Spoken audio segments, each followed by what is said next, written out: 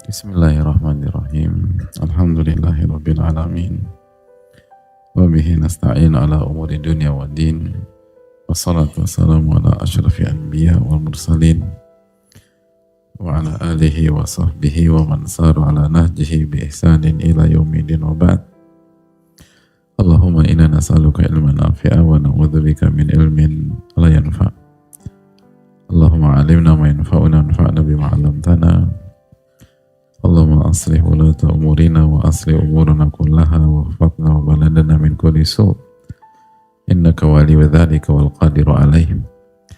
Alhamdulillah, kita panjatkan puji dan syukur kita kepada Allah Tabaraka wa Ta'ala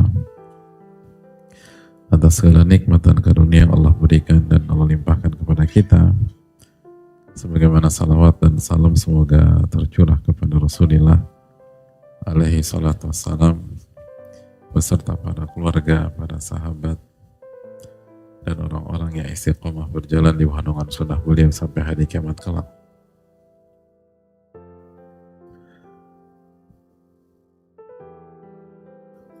Hadirin Allah muliakan, kita berdoa kepada Allah Subhanahu wa Ta'ala, meminta ilmu yang bermanfaat, dan semoga Allah lindungi kita dari ilmu yang tidak bermanfaat. Dan semoga Allah Subhanahu wa Ta'ala memperbaiki urusan kita dan urusan pemimpin-pemimpin kita, dan menolong kita dan saudara-saudara kita khusus yang terzolimi di Palestina dan di berbagai macam tempat, dan menjaga diri kita dan bangsa kita dari segala keburukan. Amin ya rabbal alamin. Hadirin Allah muliakan, alhamdulillah kita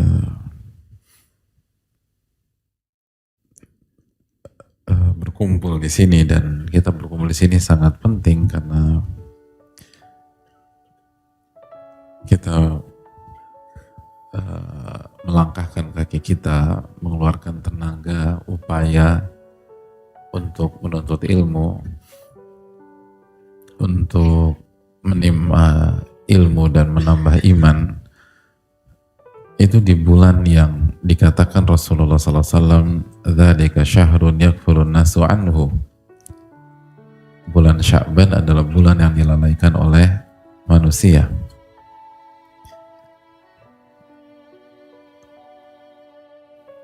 Dan itu sesuatu. Artinya Allah memberikan hidayah kepada kita sehingga kita bisa hadir, kita bisa beramal, dan gak mudah kan untuk bisa duduk di majelis itu. Banyak di antara kita tuh perjuangannya itu gak mudah.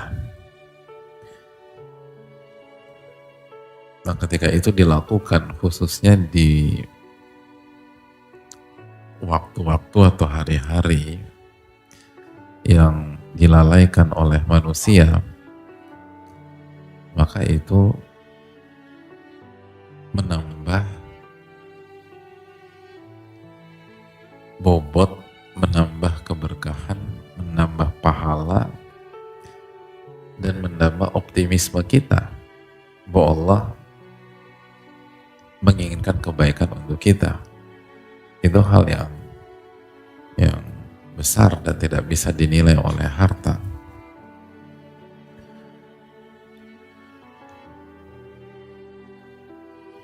Dan Nabi SAW mengatakan kan, al-ibadatu fil haraj kal hijrati ilayya, beribadah di saat haraj.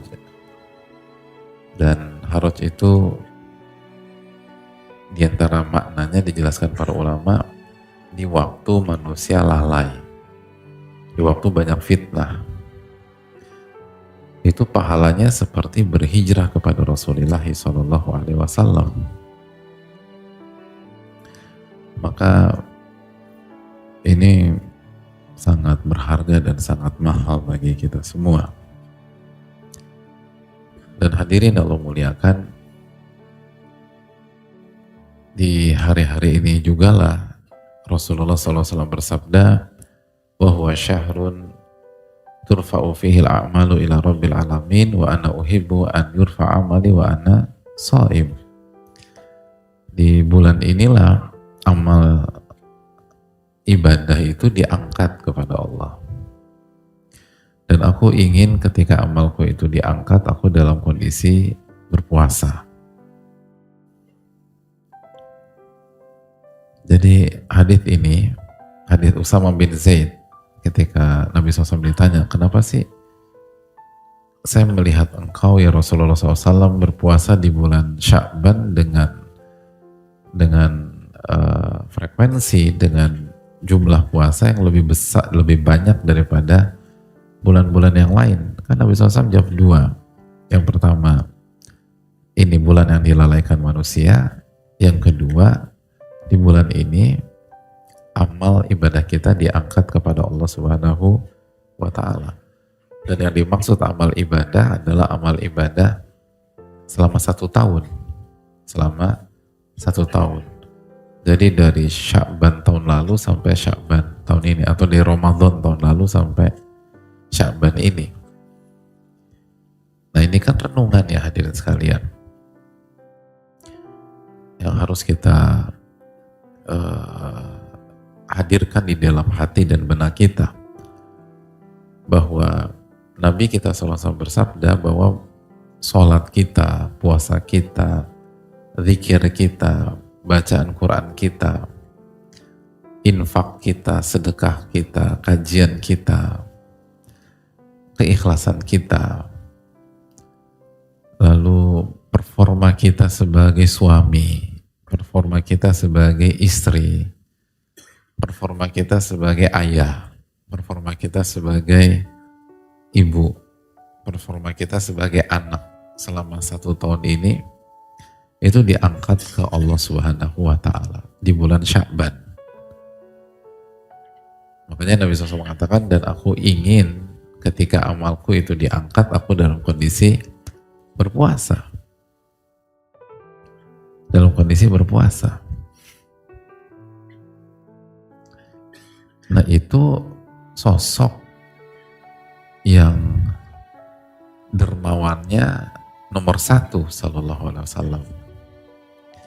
Zikirnya itu nomor 1 Rasulullah sallallahu alaihi wasallam. Qiyamul lailnya itu nomor 1 sallallahu alaihi wasallam. Belum lagi puasanya. Bagi beliau ada puasa wisol sallallahu alaihi wasallam yang membuat beliau adalah ahli puasa terbaik di dunia sallallahu alaihi wasallam. Sedekah beliau jangan ditanya. Infak sedekah beliau itu luar biasa sallallahu alaihi wasallam. Cara beliau mendidik anak luar biasa sallallahu alaihi wasallam. Fatimah ngeluh lalu minta ada yang bisa bantu pekerjaan rumah beliau, dikasih apa sama Nabi SAW? Pembantu atau hadirin punya anak hadirin ngeluh gitu loh, capeknya kerjaan rumah, minta asisten rumah tangga atau minta seorang bibi, dan hadirin mampu. Kira-kira hadirin kasih apa? Ya. Gak ada gambaran. Nabi SAW justru mengajarkan zikir gitu, zikir. Jadi bagaimana mendidik anak itu agar senantiasa ingat sama Allah. Dan letihnya fisik itu ada kaitannya dengan kualitas mengingat Allah Subhanahu wa Ta'ala.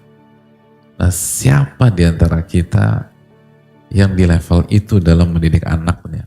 Itu Rasulullah Sallallahu Alaihi Wasallam. Anas bin Malik, asisten Nabi SAW, kasih testimoni. Nabi SAW tuh nggak pernah nanya, nggak pernah nyerang Anas sebagai asisten beliau, kenapa sih ngelakukan itu? Kenapa sih ngelakukan itu? Itu nggak pernah. Sallallahu alaihi wasallam. Jadi performa yang begitu hebat itu lalu diangkat kepada Allah SWT di bulan Sya'ban, itu saja beliau bersikap di bulan Sya'ban begitu luar biasa. Tidak menunjukkan suasana pamer, sombong, arogan.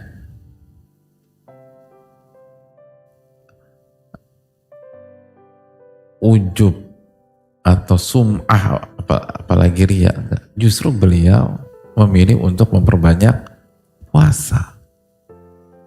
Dan kita tahu puasa itu salah satu hikmahnya dari para ulama adalah salah satu amalan yang merupakan amalan yang mengarah kepada ketawaduan, kerendahan. Karena nggak makan, nggak minum. Lalu menahan syahwat. Jadi hadirin Allah muliakan, itu sosok yang ibadahnya nomor satu. Justru di bulan Sya'ban itu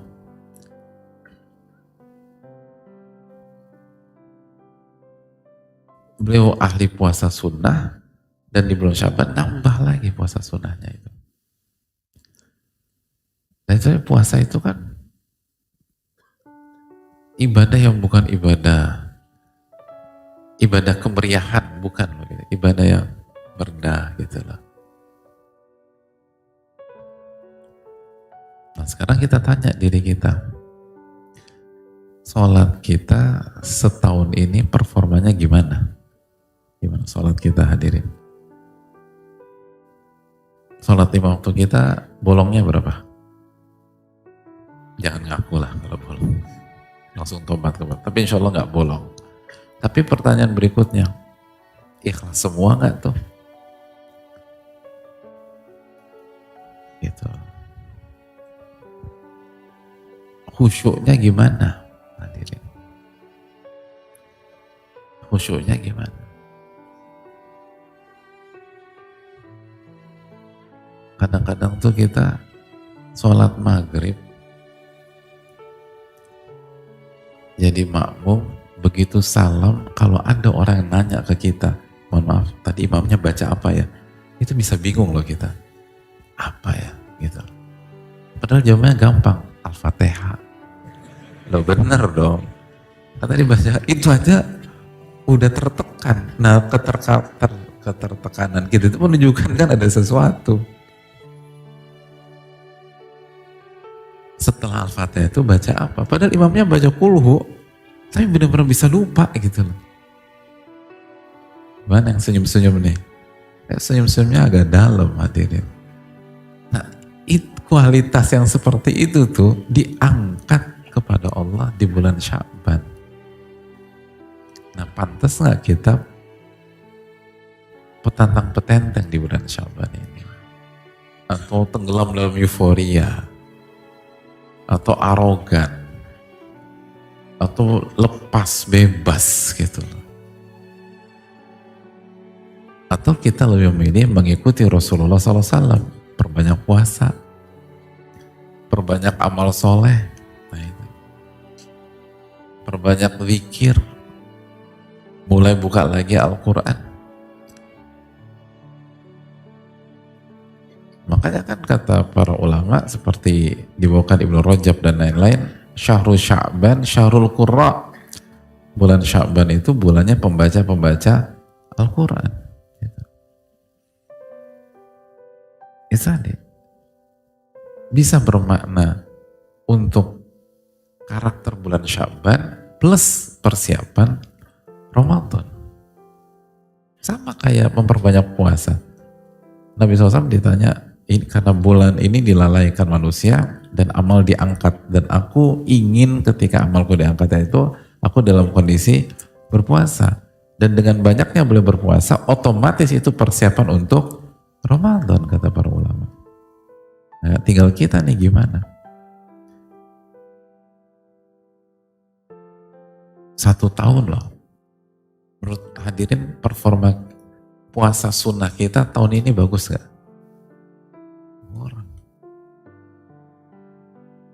Gitu loh. Terus tahajud gimana tahajud kita? Ada nggak setahun ini sekali aja tahajud baca Al-Baqarah misalnya? Loh kan saya nggak, yang penting kan baca, mau ruku di ayat ketiga, keempat kan bisa aja. Atau kalau sepanjang apa nih gitu. Nah ini kan PR lagi. Terus terakhir khataman Quran kapan hadirin? Ramadan gitu loh. Setelah Ramadan belum khatam lagi kita nih. Nah performa itu tuh diangkat di bulan Sya'ban kata Rasulullah Sallallahu Alaihi Wasallam. Terus andalan hadirin apa? Zikir. Zikir pagi petang itu 1 tahun ini bagus nggak? Lebih banyak skipnya atau lebih banyak bacanya? Oke, kalau baca komplit apa enggak? Saya dulu istighfar dibaca nggak setiap hari? Baca, alhamdulillah. Terus apalagi saya dulu istighfar? Istighfar setiap hari dapat nggak 100? Setiap hari? Insya Allah Pak Ustadz akan. Loh ini kita evaluasi tahun ini bukan besok. Kita tuh istighfar 100 kali aja tuh susah loh hadirin. Kecuali dirahmati oleh Allah. Padahal 100 kali itu nggak sampai 10 menit. Itu pun kalau kita istighfarnya tenang sambil muhasabah dosa. Misalnya antum istighfar 100 kali di setiap ba'da subuh nih ya. Itu sambil ingat apa sih kehilafan aku itu kemarin, kan ba'da subuh kemarin dong. Apa tuh udah buat dosa lagi dia itu? Ya kita pendosa lah ya. Jadi kan ingat tadi kemarin tuh aku lalai apa aja ya. Kemarin tuh apa yang aku langgar. Buang-buang waktunya apa aja. Itu nggak sampai 15 menit kok insya Allah. Itu aja lepas kita. Tapi kalau bicara screen time, nah berapa menit kita? Nah itu udah jawab sendiri lah kita tuh. Nah performa itu diangkat di bulan Sya'ban kata Nabi SAW. Jadi gimana nih kita nih hadirin?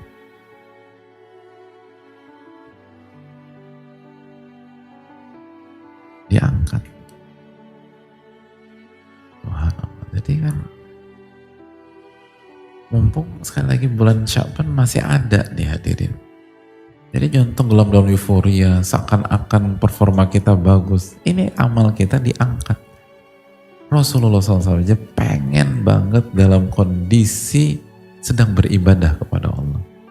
Jadi gimana pada saat diangkat dalam kondisi ibadah, dalam kondisi berpuasa. Nah udah performa kita nggak bagus atau jauh dari kata ideal, pas diangkat dalam kondisi kita bermaksiat, na'udzubillah min dzalik. Dalam kondisi kita buang-buang waktu, na'udzubillah min dzalik. Dalam kondisi kita marah-marah, emosional, na'udzubillah min dzalik. Itu masalahnya. Terus andalan kita apa? Jadi suami nih hadirin. Gimana tahun ini performa kita jadi suami gimana? Hah? Istri dinafkahin gak hadirin? Alhamdulillah 2 bulan gitu. Dari 12 bulan. Alhamdulillah 12 bulan dinafkahin. Terus apa lagi? Performa kita sebagai suami apa tahun ini? Dididik gak istri? Ibu dididik gak bu?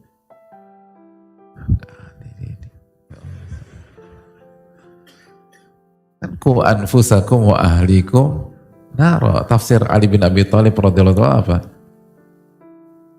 Diajarkan agama dan dididik, diajarin adab. Gimana nih kita?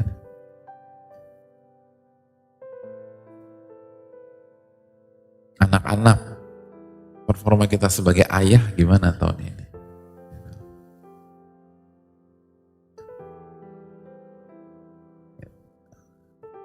Udah ngamalin Udah pernah nasihatin anak kayak Luqmanul Hakim nggak nasihatin anak?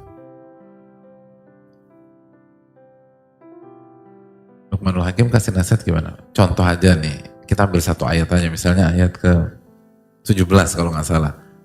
Ya bunaya aqimis sholah wa'mur bil ma'ruf wanha 'anil munkar, terus wasbir ala ma asabak, terus fa inna dzalika min azmil umur. Udah pernah nggak sekali aja nasihatin anak ketuplek ayat ini nih? Apa aja nasihatin? Nah, kata Luqman nih, nah, wahai anakku, bunaya, wahai anakku tersayang gitu, my beloved son gitu.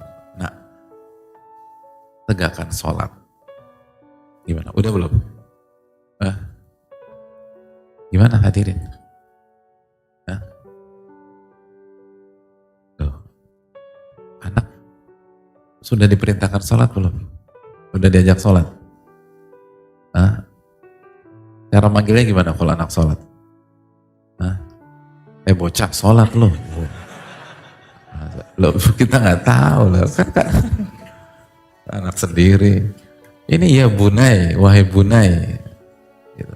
Panggilannya pun juga ya bunai. Sholat, aqimus. Terus yang kedua apa? Wa'mul bil ma'ruf. Amar ma'ruf. Gitu. Jadi kalau kamu main sama teman-teman, selalu ajak teman-teman melakukan kebaikan. Terus wanha 'anil munkar, dan cegah kemungkaran. Jadi kalau lagi main sama teman, apa?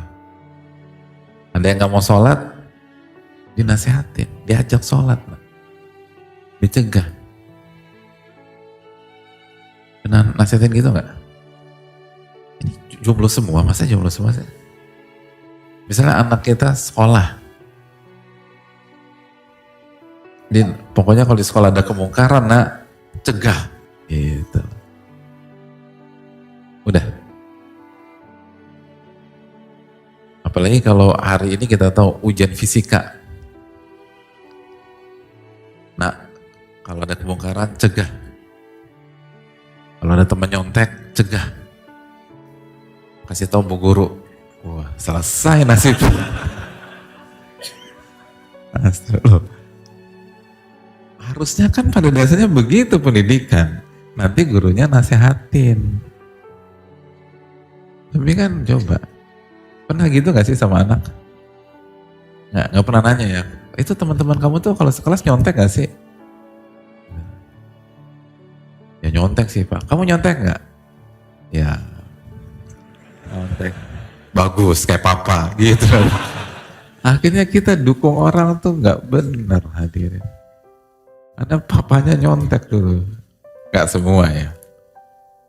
Tapi kalau dari ketawaan tuh sih lumayan banyak.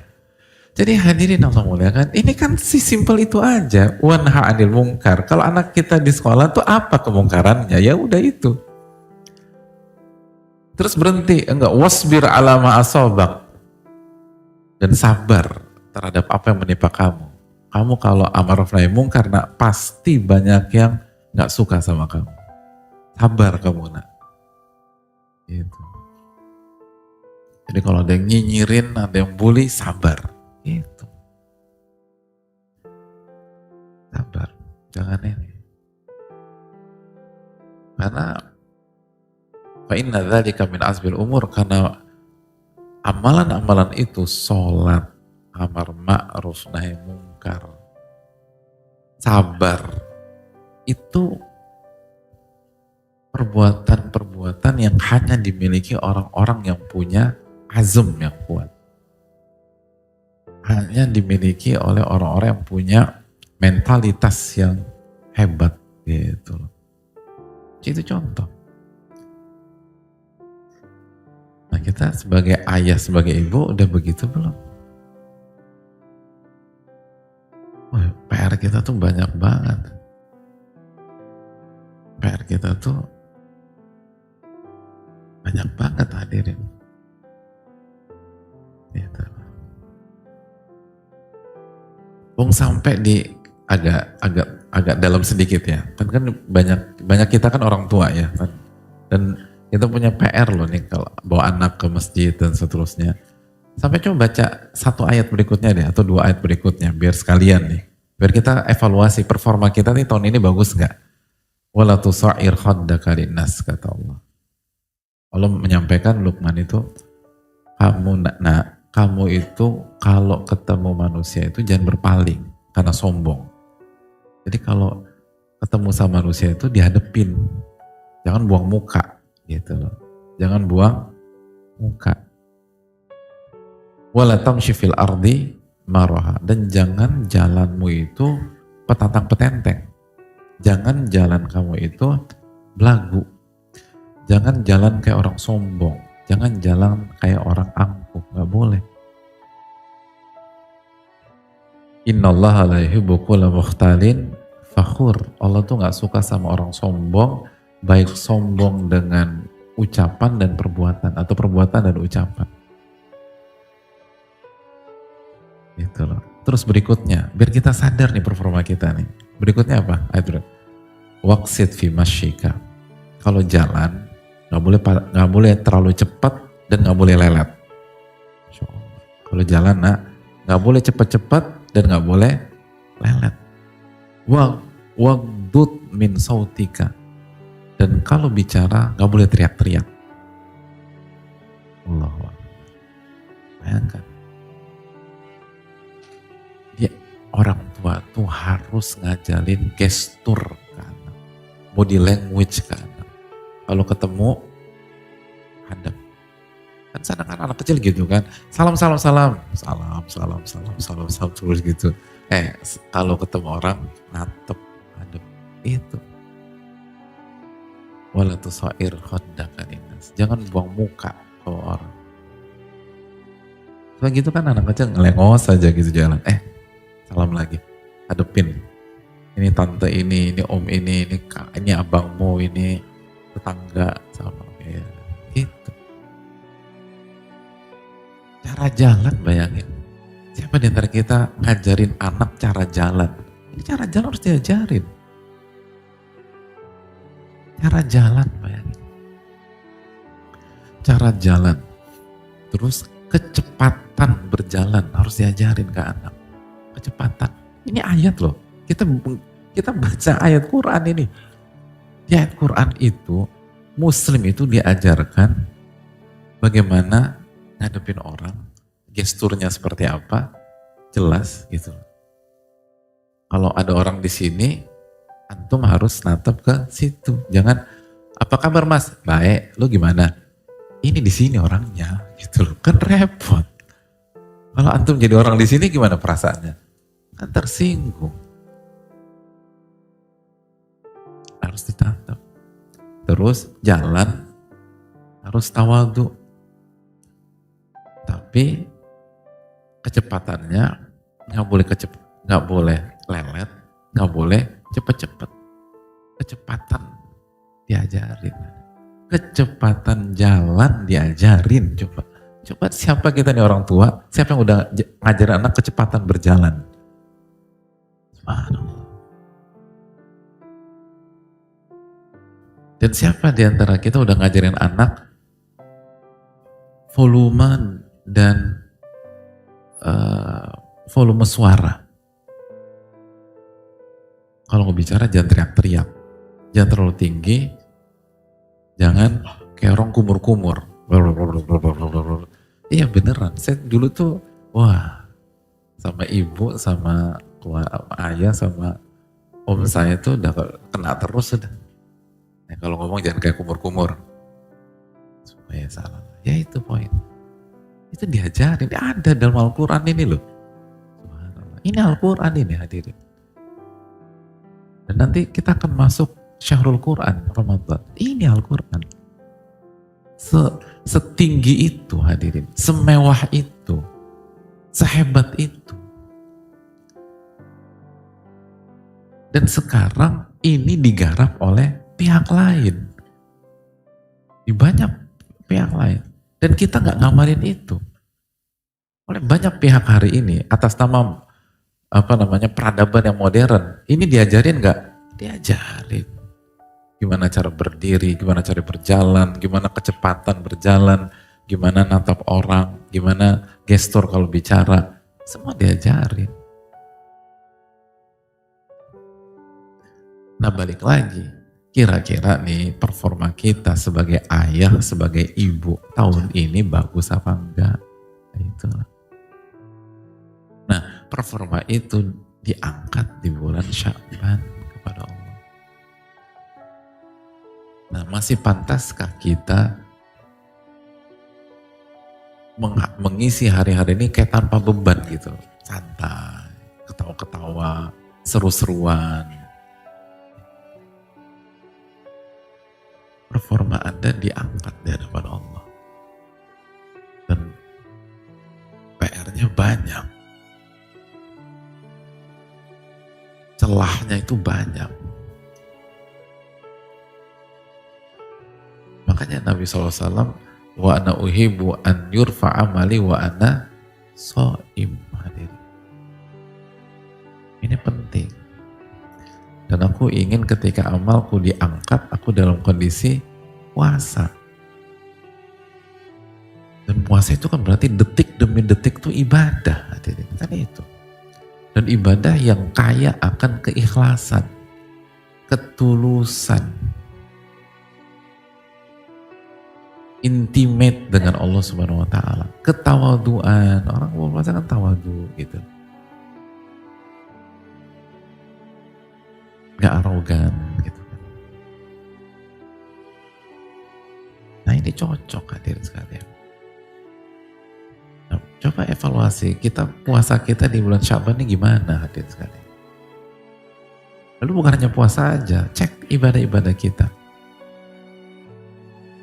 Tadi kita katakan ulama-ulama kita itu menyatakan bulan Sya'ban itu bulannya pembaca Al-Quran.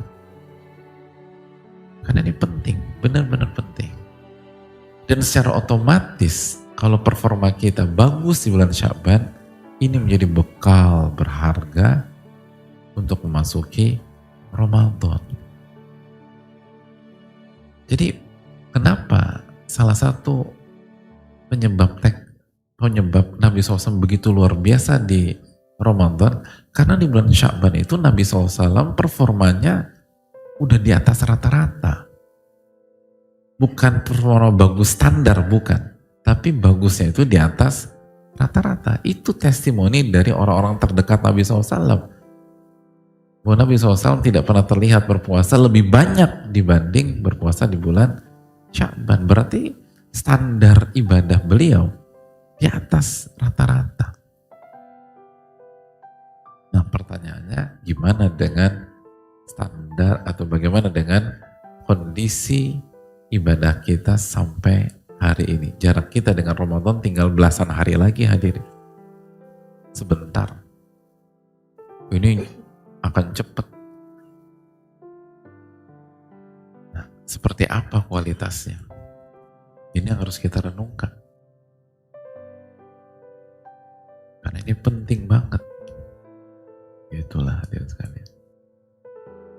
Coba evaluasi diri. Amal kita diangkat. Ada nggak rasa khawatir gitu loh? Ada nggak rasa takut gitu loh? Ada nggak rasa malu kepada Allah Subhanahu Wa Taala? Ya Allah, saya ini nikmat. Coba bandingkanlah. Kan kata Ibnul Qayyim rahimahullah taala, coba Anda bandingkan antara nikmat Allah dengan performa Anda. Coba bandingkan. Apa saja yang kita sudah dapat di tahun ini misalnya. Dan apa saja ibadah yang sudah kita kerjakan. Itu kan Ibnul Qayyim. Apa saja nikmat yang Allah sudah kasih. Dan apa saja yang sudah kita kerjakan. Berapa persen dari nikmat itu yang kita gunakan di jalan Allah. Dan berapa yang justru kita gunakan untuk maksiat, na'udzubillah. Dan salah satu nikmat paling simpel ya, yang pasti tahun ini ya, waktu. Itu waktu paling mahal. Harta mungkin gak semua kita, Dan ada banyak di antara kita tahun ini tuh berat secara harta. Secara kondisi ekonomi nggak oke. Oke. Tapi apakah harta itu hal yang paling besar? Bukan. Nikmat dunia yang paling mahal itu waktu. Bukan harta. Dan dengan kita hadir pada hari ini, sekali lagi, kita punya nikmat waktu yang relatif sama. Bagaimana kita gunakan? Bagaimana kita habiskan? Di jalan Allah atau di jalan syaitan? Menuju surga atau menuju neraka? Nah, ini coba evaluasi. Kalau kita kuat melakukan ini di Sya'ban, itu nanti Ramadan kita udah bisa berlari, hadirin. Kita udah bisa berlari. Tapi kalau kita anggap remeh, lalu kita lalai, persis kita kondisinya seperti yang dikatakan Nabi SAW. Dzalika syahrun yakfalun nasu anhu. Bulan Sya'ban adalah bulan yang dilalaikan oleh manusia. Masuk kita ke sana. Na'udzubillah. Na'udzubillah. Ini kan pesan, jangan seperti orang-orang, wala takun minal ghafilin. Jangan bergabung dengan orang-orang lalai. Kita harus beda. Kan demikian. Ini kan saatnya hadir.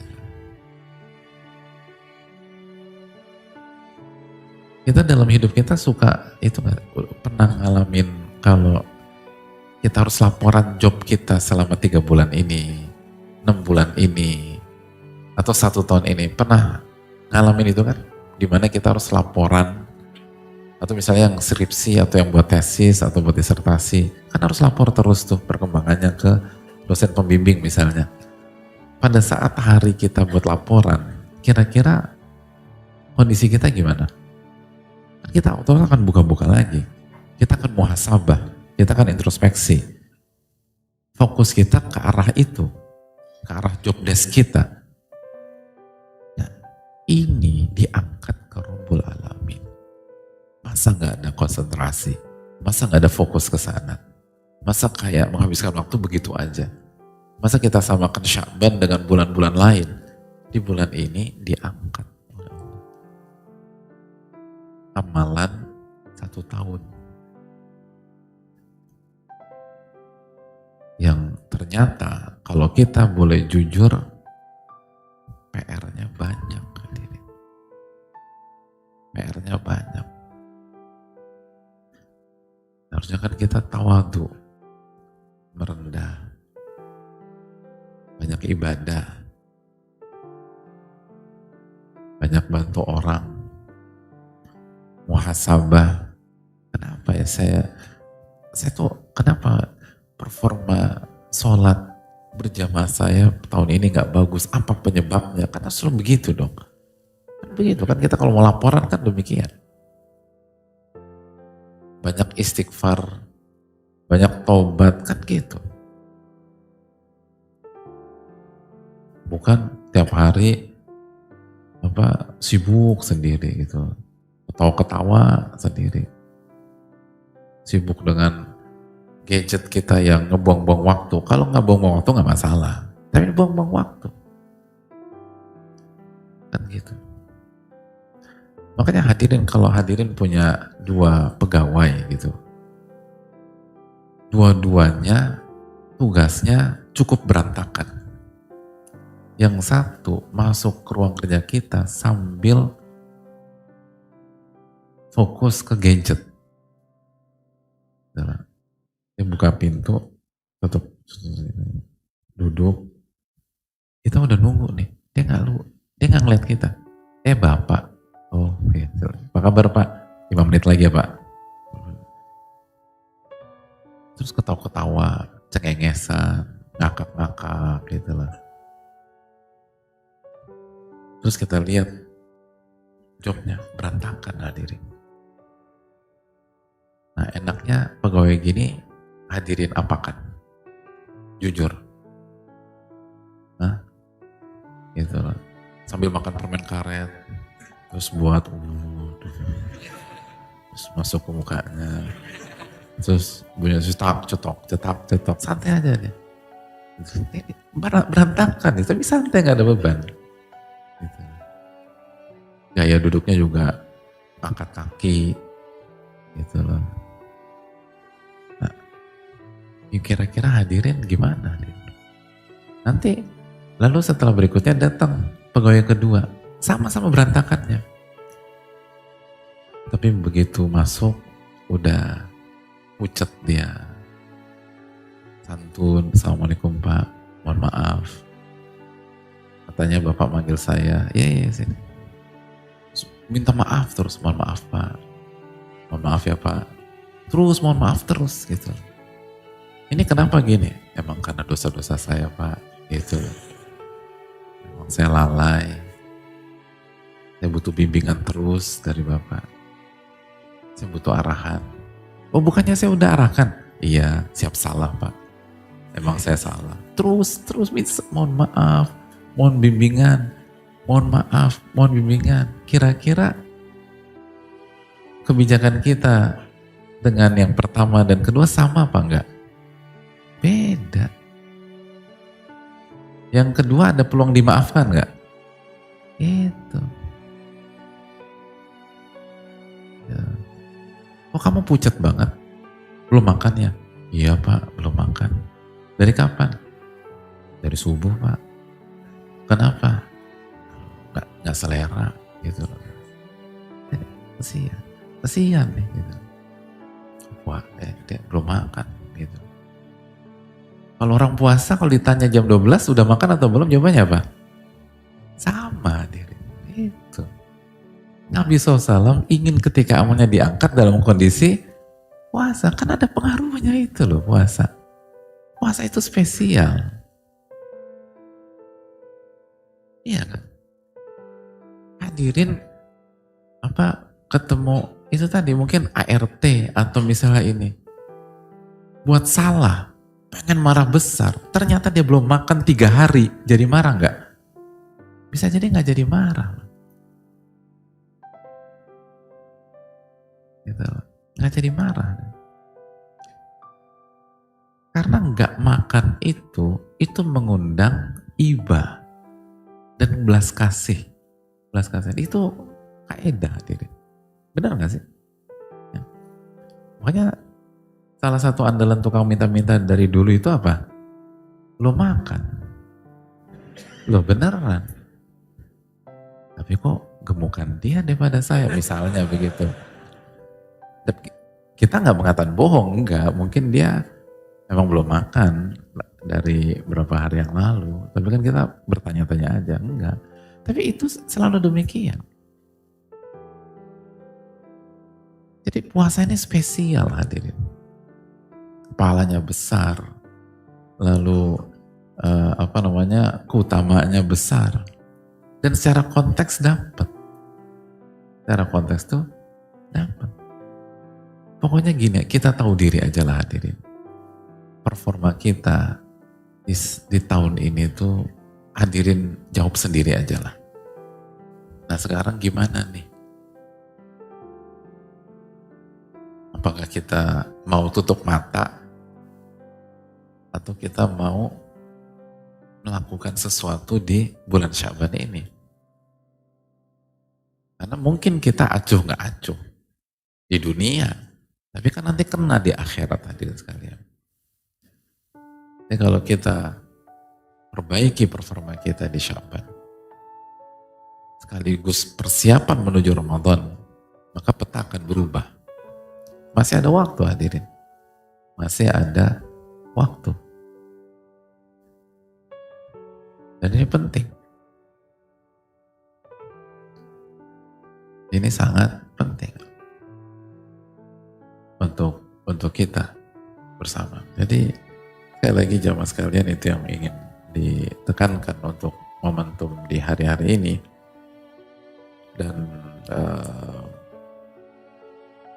Dan puasa itu kan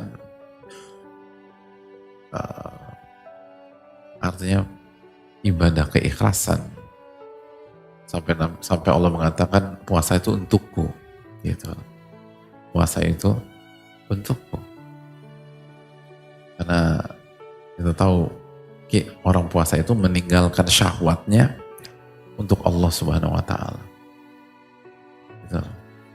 Orang puasa itu mujahadatun nafas, melawan dirinya sendiri. Nah itu hadirin. Iya kan? Melawan diri sendiri enggak? Kan begitu.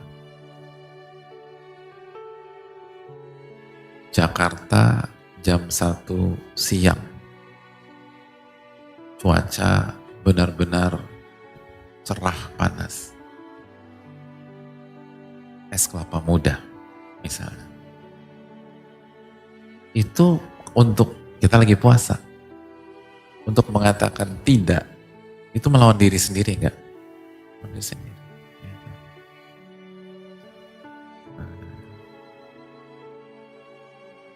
Itulah. Habis ngelihat ke lapangan, lihat project, balik lagi panas-panas, Jakarta 12.30 gitu loh. Rumah makan Padang. Oh hadirin, pas lagi puasa Sya'ban nih. Itu untuk mengatakan tidak, itu melawan diri sendiri enggak? Melawan diri sendiri. Orang tuh kalau udah melawan diri sendiri, oh itu spesial. Kenapa? Karena manusia tuh sayang banget sama dirinya sendiri. Itu. Kan itu manusia itu tuh ke diri sendiri. Itu dijelaskan para ulama. Makanya Allah mengatakan kan, puasa itu untukku. Dia meninggalkan syahwatnya untukku. Dan meninggalkan syahwat itu harus mujahadatun nafas. Harus jihad. Harus melawan diri sendiri. Sampai kita bisa melawan diri sendiri, maka cinta kita kepada Allah itu teruji hadirin. Gitu. Nah ini penting banget. Dan ini harus dilatih mulai dari Sya'ban, lalu kita masuk di Ramadan. Dan kita udah gak punya banyak waktu. Waktu kita sangat terbatas. Dan selalu minta pertolongan kepada Allah Subhanahu wa Ta'ala. Allahu Ta'ala alam. Bisa. Jadi ini penting, tolong dicamkan baik-baik. Apalagi sekali lagi isu besar di hari-hari ini, amal ibadah kita diangkat kepada Allah Subhanahu wa Ta'ala. Itu harus menjadi isu pribadi kita masing-masing. Dan itu nggak remeh bagi orang beriman. Khususnya orang beriman yang tahu diri, yang tahu bahwa performanya itu masih jauh dari ideal, masih jauh dari target dia dan harapan dia. Harus segera melakukan konsolidasi pribadi hadirin. Dan harus muhasabah. Introspeksi diri, muhasabah diri, evaluasi diri. Kata Umar bin Khattab, hasibu anfusakum qabla an tuhasabu.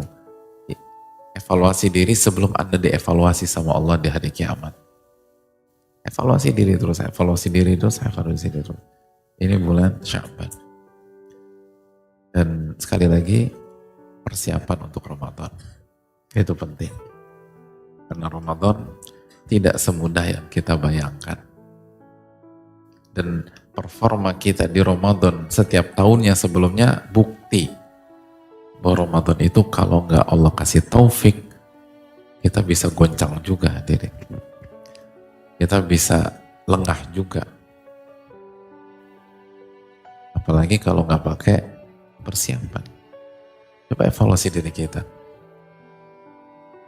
Ramadan tahun lalu, apakah kita berhasil mengkhatamkan Al-Quran? Ada sebagian pihak nggak khatam Al-Quran 30 hari. Itu menunjukkan bahwa nggak mudah kalau Allah nggak kasih taufik dan kalau kita nggak persiapan. Taraweh, khusyuannya gimana? taraweh atau qiyamul lail, pentadabburannya seperti apa? Gak mudah hadirin sekalian. Dan yang paling simple, kualitas puasa kita seperti apa di Ramadan tahun lalu. Mungkin kita puasa 30 hari atau 1 bulan penuh, tapi kualitasnya. Apakah mata kita ikut berpuasa selama 1 bulan? Apakah telinga kita ikut berpuasa selama 1 bulan tahun lalu? Apakah lisan kita juga berpuasa di Ramadan tahun lalu? Apalagi kita hidup seperti ini, gak mudah. Sangat tidak mudah. Tolong belasan hari ke depan ini, hal-hal tersebut dihadirkan gitu loh hadirin. Sehingga benar-benar membuat sebuah kesimpulan, bahwa kita harus persiapan serius di fase kedua di bulan Sya'ban ini saat kita menatap Ramadan. Karena ini semua tentang persiapan sebelum kita masuk ke bulan tersebut. Jadi tolong evaluasi diri lagi ya, bagaimana Ramadan kita yang lalu. Terus juga evaluasi bagaimana dampak Ramadan kita ke performa kita setelah Ramadan, hadirin. Karena kalau kualitas Ramadan kita bagus tahun lalu, itu dampaknya cukup panjang. Itu kaidah. Ulama mengatakan jazaul hasanati hasanatu ba'diha. Balasan dari kebaikan adalah kebaikan berikutnya. Jika benar-benar kita dapat Lailatul Qadar di Ramadan tahun lalu, itu kan khairun min alfi syahr, lebih baik daripada 1000 bulan. Maka seyogianya dampak mendapatkan Lailatul Qadar itu panjang dan sulit untuk dimengerti kalau ada orang mengklaim dapat Lailatul Qadar tapi begitu di awal Syawal goncang. Karena ini bobot ibadah lebih baik daripada 1000 bulan. Gimana? Ini penting. Jadi mungkin secara zohir, kayaknya aku bagus tahun lalu Ustaz, aman. Oke, kalau bagus, efeknya ke bulan Syawal seperti apa? Di bulan Dzulqa'dah seperti apa? Di bulan Dzulhijjah seperti apa? Di bulan Al-Muharram terus sampai Safar sampai ke sini lagi. Segera evaluasi di hari-hari ini. Kita nggak punya banyak waktu.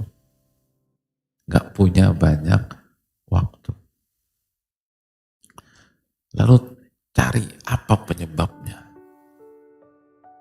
Mumpung masih ada kesempatan melakukan persiapan. Minta tolong sama Allah.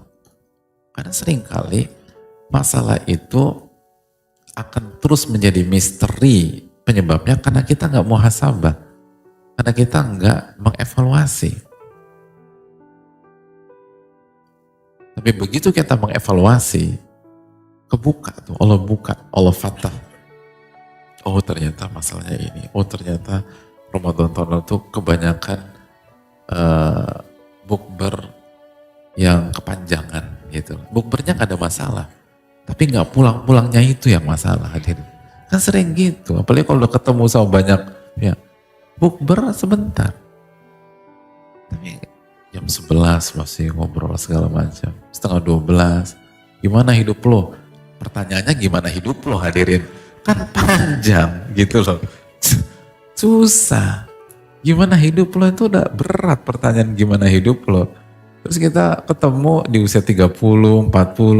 Jadi kan cerita ada. Dan ini reuni temen TK. Kan gimana hidup lo tuh kan cerita dari TK sampai usia 40 tahun. Akhirnya gak terawih hadirin. Aduh capek itu. Dan sering kejadian kan kita ketemu teman-teman lama biasanya Ramadan.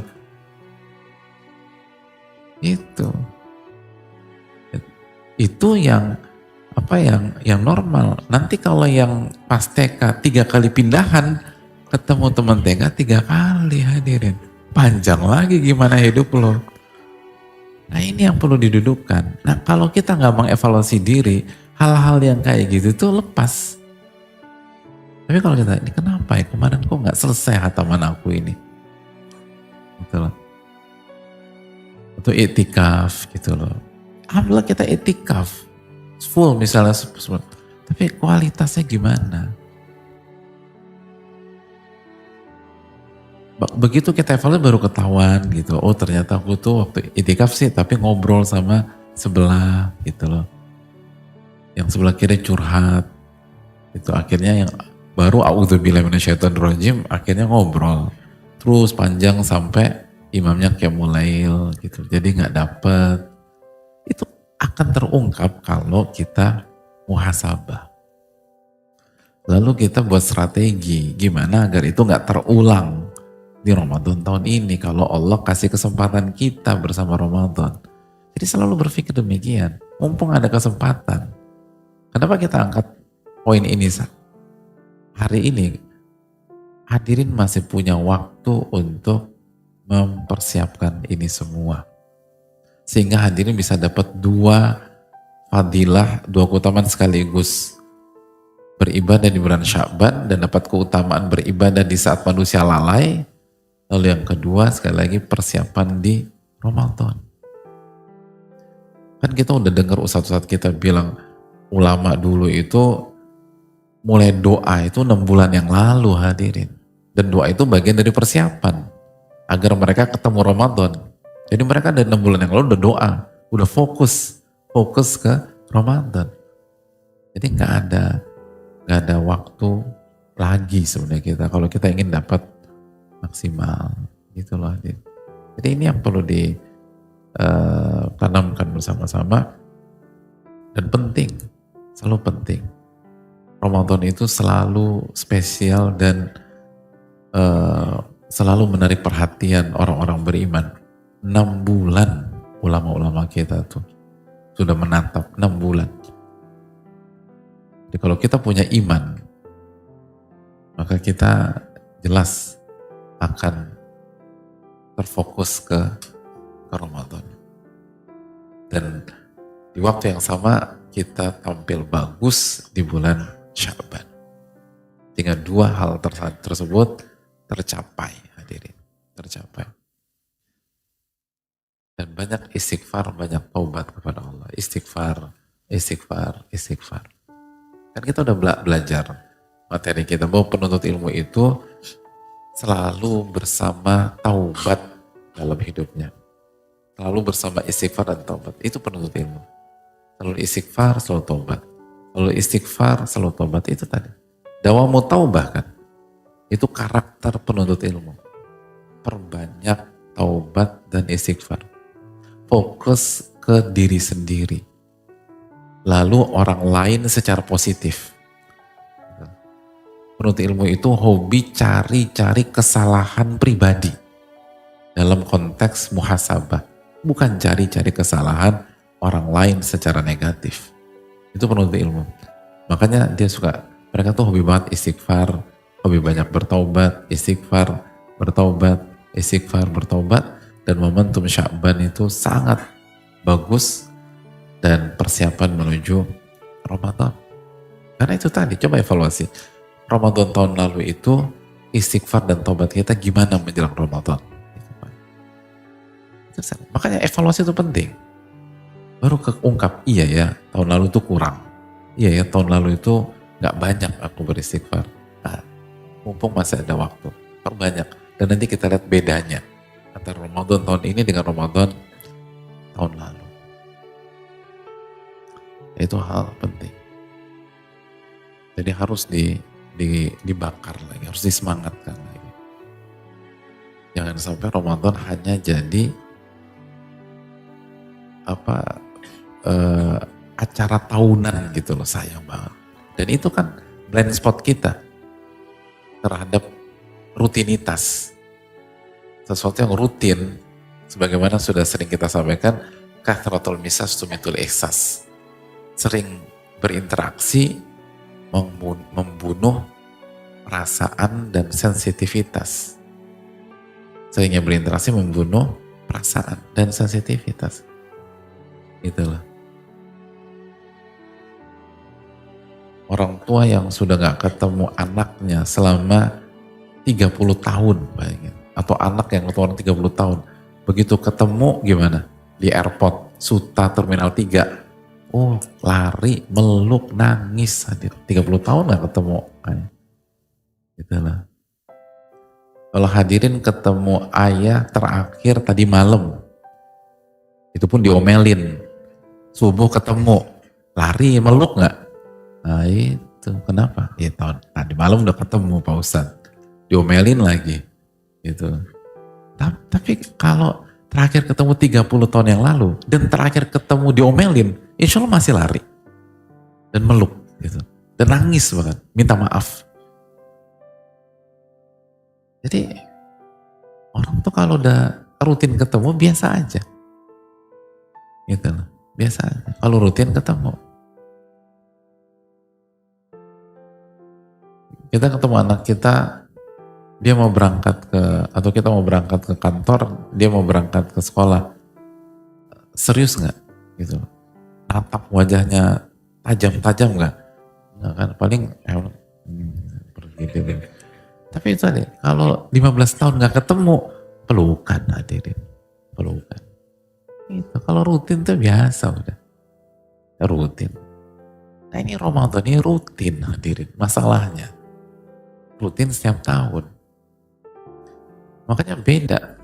Coba orang yang baru masuk Islam minggu lalu itu nyikapin Ramadan tahun ini, luar biasa. Jangankan yang baru masuk Islam, yang baru nikah deh. Nah ini, yang pasangan baru nikah tahun ini Ramadan, beda deh.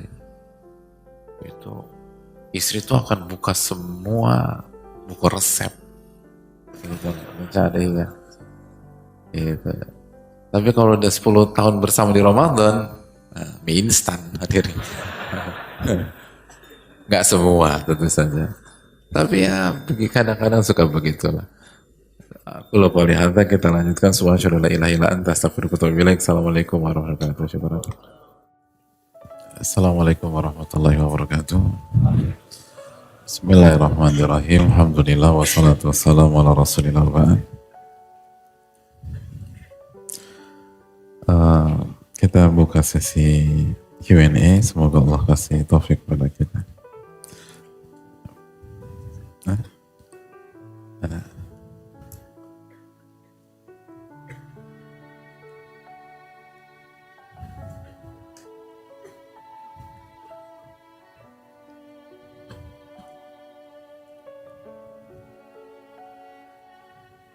Nggak ada pertanyaan, kita pulang cepat. Ada.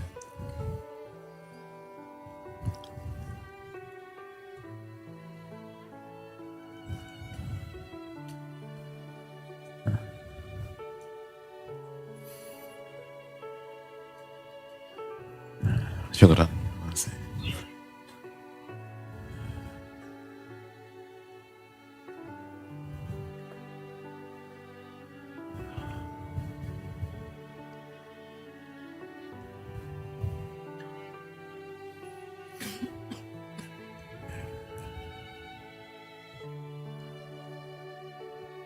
Assalamualaikum warahmatullahi wabarakatuh. Waalaikumsalam warahmatullahi wabarakatuh. Assalamualaikum Ustaz wa iyyakum. Izin bertanya, jangan lupa doakan ulama-ulama kita. Izin bertanya bagaimana supaya kita bisa berakhlak baik kepada orang tua yang berakhlak buruk dan mencontohkan akhlak yang buruk. Dan apakah kita akan dihukum karena berakhlak buruk kepada orang tua kita padahal kita mewarisi akhlak darinya? Barakallahu fikum wa wafaqakumullah wa iyyakum. Karakter itu diwarisi memang secara umum ya. Dan makanya bibit itu kan penting dalam kehidupan manusia. Hanya saja yang perlu kita renungkan hadirin sekalian, jangan punya mental menyalahkan pihak lain ketika kita buat kesalahan. Jangan pernah menyalahkan pihak lain ketika kita melakukan sebuah kesalahan.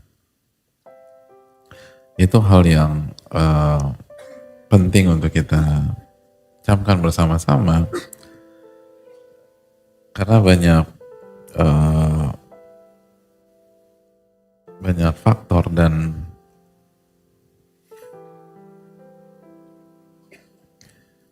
kita tahu bagaimana konsep kita kalau buat kesalahan adalah bertaubat kepada Allah Subhanahu wa Ta'ala, beristighfar, bertaubat, dan muhasabah, memperbaiki diri, lalu terus berkembang menjadi seseorang yang lebih baik lagi. Dan itu adalah mentalitas para anbiya, para nabi dan rasul. Para nabi dan rasul. Bagaimana lihat Nabi Adam alaihissalam bertobat kepada Allah Subhanahu wa Ta'ala. Bagaimana doa doa yang diajarkan Nabi SAW ke Abu Bakar As-Siddiq, ini dhalamtu nafsi dzulman katsira. Aku banyak mendolimi diriku sendiri dengan kezoliman yang banyak. Padahal Abu Bakar As-Siddiq radhiyallahu ta'ala yang dijamin masuk surga oleh Nabi kita alaihi salatu wassalam. Dan perlu kita ingat, kalaupun kita punya mewarisi sisi negatif dari orang tua kita, kita harus yakin bahwa kekuatan Allah itu lebih kuat daripada faktor DNA. Qudratullah itu lebih kuat. Makanya para ulama mengatakan kaidah qudratullah aqwa min sunnatihi subhanahu wa ta'ala. Jadi betul, pola kehidupan itu punya pola. Tapi kalau Allah sudah berkehendak dan Allah memberikan taufik atau Allah sudah putuskan, maka sejarah menyatakan bahwa orang tuh bisa keluar dari pola. Polanya itu kita lahir dari ayah dan ibu.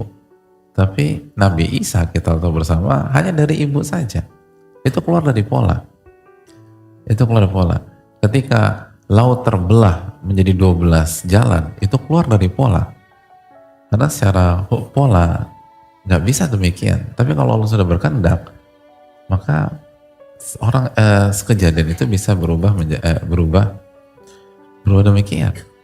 Jadi sekali lagi hadirin sekalian, nilailah orang tua, lihatlah orang tua dari sisi positifnya, lalu sisi negatif yang terwariskan ke kita, hilangkan dengan istighfar, hilangkan dengan taubat, hilangkan dengan mujahadatun nafas, hilangkan dengan isti'anah, minta pertolongan kepada Allah Subhanahu wa ta'ala, dan semoga Allah akan kasih yang terbaik. Dan itu tadi. Jadi jangan lihat orang tua tuh dari sisi positif gitu. Kalaupun negatif, cukup sampai diagnosa. Kita mengevaluasi diri, kan kita mendiagnosa diri sendiri nanti. Kenapa ya? Oh, mungkin ada faktor orang tua, tapi udah. Dan juga abis itu istighfar, doakan orang tua, Rabbighfirli wa liwalidayya warhamhuma kama rabbayani shaghira. Jadi kalau ketika tahu orang tua kita punya kelemahan ini, solusinya tuh bukan disalahkan lalu dijatuhkan, solusinya adalah didoakan agar orang tua kita diampuni oleh Allah Subhanahu wa ta'ala. Dan ambil dari kebaikan orang tua, dan yang kelemahan atau keburukan atau sisi negatifnya jangan putus di mata rantai kita, agar nggak kebawa lagi ke anak kita dan seterusnya. Dan banyak doa kepada Allah Subhanahu wa ta'ala, dan banyak orang berubah kok. Banyak orang baik yang dinilai oleh banyak pihak yang kenal keluarga mereka, ini anak kok beda sama orang tuanya. Gitu loh. Orang tuanya kayak gini kok anaknya jadi baik segala macam. Dan itu taufik dari Allah Subhanahu wa ta'ala. Lalu mujahadatun nafas, upaya anaknya untuk memperbaiki hal tersebut. Sekali lagi, kalau kita tidak atau kita dididik untuk tidak bermental menyalahkan teman kita atau orang lain, apalagi nyalain orang tua, apalagi nyalain orang tua. Jadi insya Allah demikian. Dan kita belajar, kita harus tahu kekuatan ilmu itu luar biasa, keberkahan ilmu itu luar biasa. Jadi jangan berpikir dibenturkan, apakah kita dihukum karena berakhlak buruk pada orang tua, padahal kita mewarisi akhlak darinya. Kenapa kita nggak rubah mindset kita bahwa gimana caranya berakhlak baik kepada orang tua, lalu kita memutus mata rantai karakter tersebut, kan lebih enak kita bicara. Dan itu yang harus dilakukan. Itulah fungsinya ilmu kan. Itu fungsinya kita belajar. Itu fungsinya kita mengaji. Salah satu fungsinya kita belajar sesuatu yang mungkin orang tua kita belum pelajari atau belum mau pelajari adalah pertama untuk kebaikan kita dan maslahat kita. Lalu yang kedua untuk maslahat orang tua. Karena kalau kita jadi anak yang soleh kita bisa nolong mereka dan bisa mendoakan mereka khususnya dari sisi-sisi negatif mereka. Lalu untuk keluarga kita bisa memperbaiki kualitas keturunan dan DNA keluarga kita. Jadi sekali lagi selalu berpikir positif lah. Yu'jibunil fa'lu. Nabi SAW itu suka dengan optimisme. Nabi SAW suka dengan kata-kata bagus, kata-kata kalimat positif. Jadi jangan dibawa ke negatif, tapi bawa ke positif. Kalaupun sekarang kita masih terperangkap dengan karakter itu, memang butuh waktu. Sebagaimana dijelaskan oleh banyak para ulama seperti Hujatul Islam dan lain-lain, bahwa memang merubah kebiasaan itu susah. Dan salah satu hal yang paling rumit di dalam hidup itu merubah kebiasaan, butuh waktu memang. Tapi dari awal itu positif dulu, dari awal itu goalsnya itu jelas. Jadi goalsnya tuh jangan aku dihukum nggak ya kalau bersikap buruk sama orang tua, jangan. Tujuannya itu bagaimana aku bersikap baik kepada orang tua dan memutus mata rantai itu. Dan insya Allah bisa. Intas dukila yasduka, jika Anda jujur kepada Allah akan wujudkan cita-cita Anda. Lihat bagaimana Salman Al-Farisi sangat berbeda dengan orang tuanya dan benar-benar luar biasa. Sebelum tinggalkan hal-hal tersebut bisa. Tapi kan proses kalau kita lihat Salman Al-Farisi itu tadi, bayangkan dari keluarga ningrat siap menjadi budak, bayangkan hanya untuk cari kebenaran dan keluar dari zona nyaman, keluar dari comfort zone beliau, dan gerimis dari awal terus salah alamat, nggak berkecil hati, coba terus akhirnya bertemu dengan sosok-sosok yang tepat. Lalu ketika dapat info bahwa akan ada nabi, akhirnya singkat cerita jadi budak dan akhirnya bertemu dengan Rasulullah SAW. Ya begitu, emang harus demikian. Mentalitas tuh harus demikian. Jangan mentalitas itu pasrah dengan keadaan yang nggak kondusif atau sisi buruk atau warisan yang nggak bagus, warisan karakter dan sebagainya. Tapi coba diagnosa dan perbaikilah. Kan secara urusan dunia aja begitu gitu. Dalam urusan dunia kan kalau misalnya orang tua kita misalnya sekolahnya hanya sampai tingkatan tertentu, kita kan ingin lebih tinggi dari mereka. Kita nggak berdalih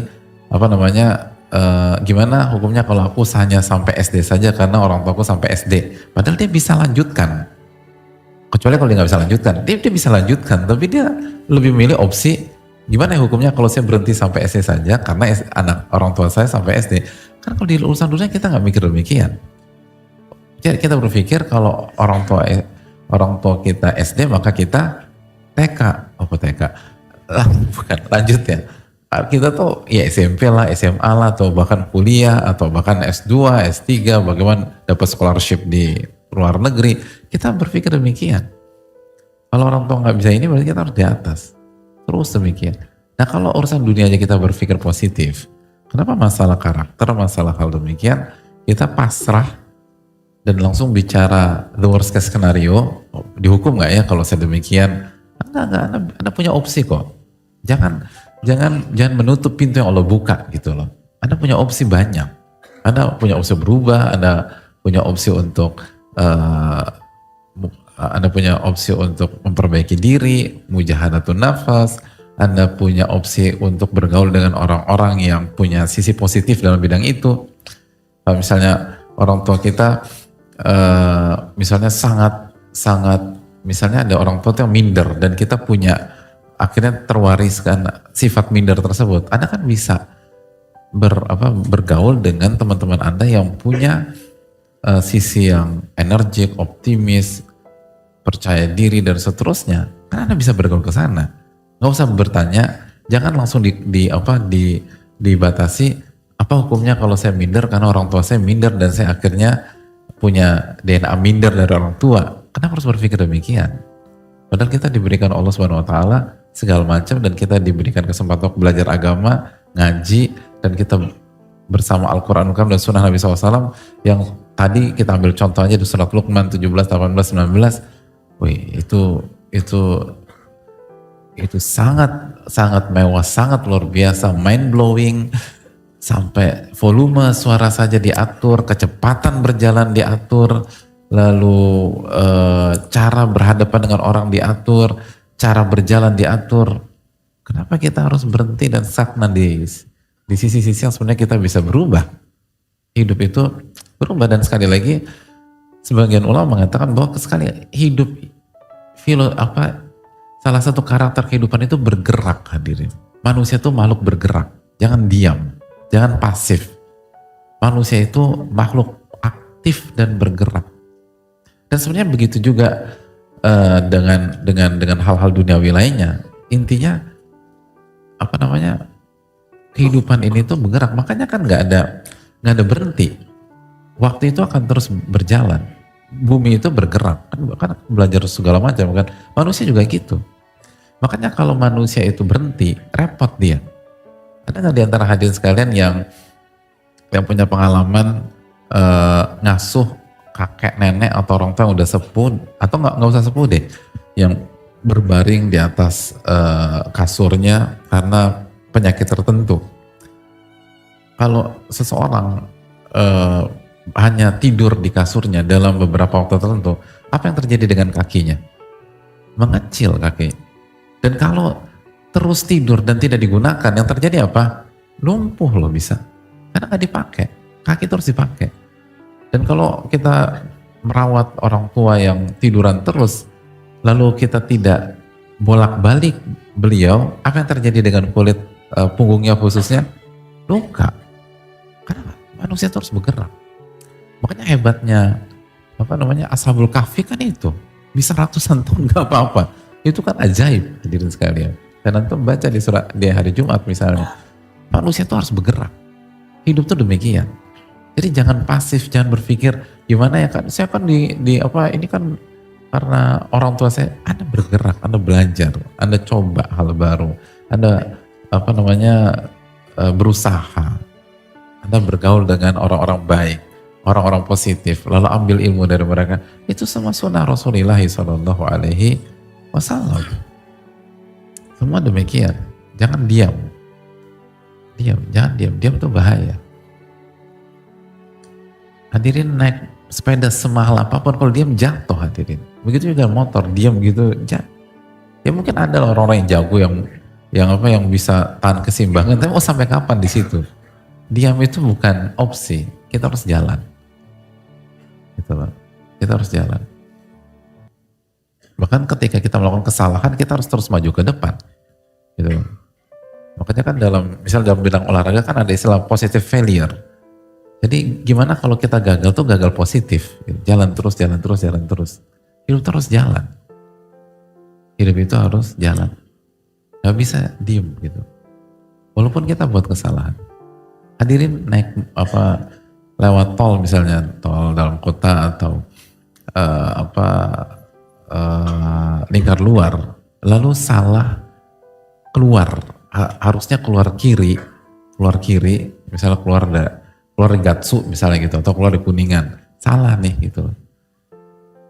Yang harus dilakukan apa? langsung rem mendadak berhenti di tengah jalan gitu. Oh, enggak, itu fatal akibatnya. Anda harus tetap jalan. Nanti Anda keluar di pintu keluar berikutnya lalu muter balik. Nggak ada masalah.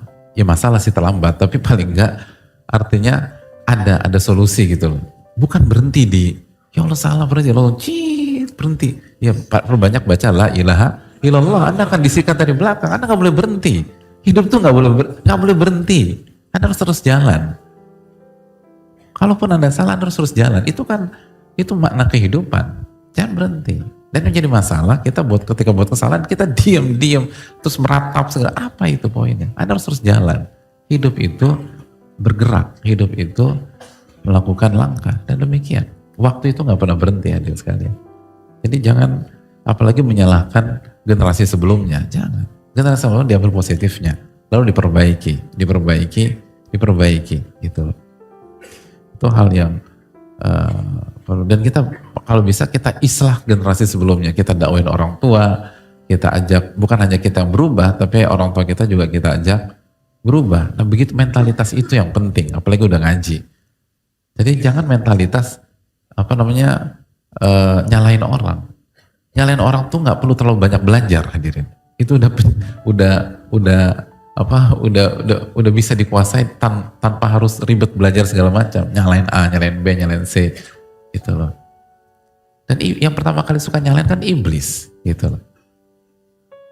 Nah, jadi iblis nyalain. Kan iblis nyalain Allah SWT. Kenapa suruh sujud kepada Adam? Ana khairun minhu, saya lebih baik daripada Adam. Khalaqtani min nar wa khalaqtahu min tin. Engkau ciptakan aku dari api dan engkau ciptakan Adam dari tanah. Itu yang pertama kali sukanya. Dan gak tahu Allah yang disalahin. Nah, iya, gak perlu salah.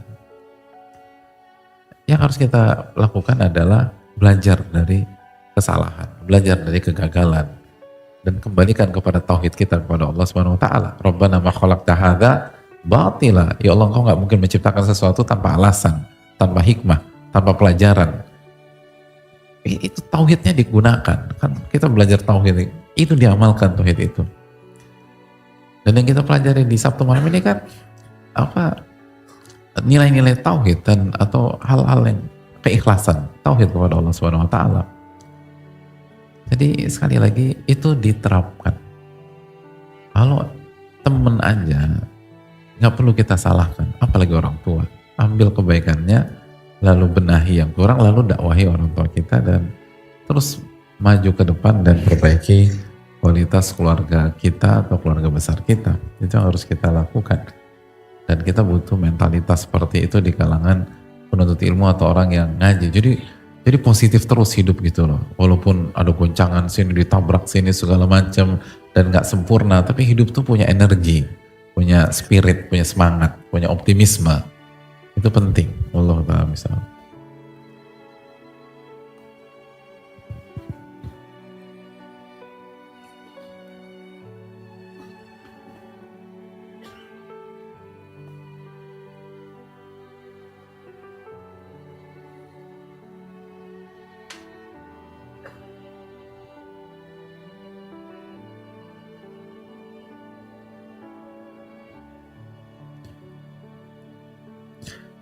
Assalamualaikum warahmatullahi wabarakatuh. Waalaikumsalam warahmatullahi wabarakatuh.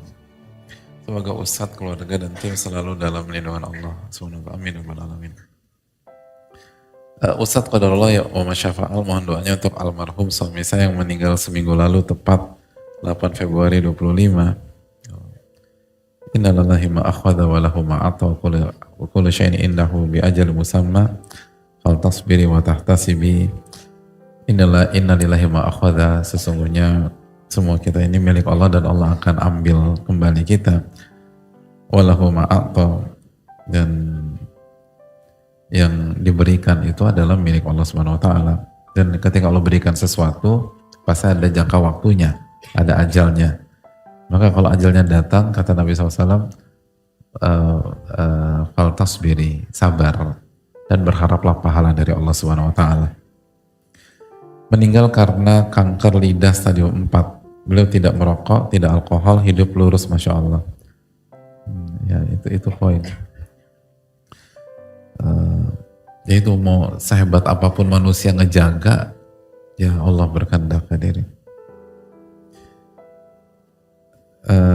Beliau sering mengikuti kajian sunnah baik di Nurim, Blok M maupun di masjid lainnya.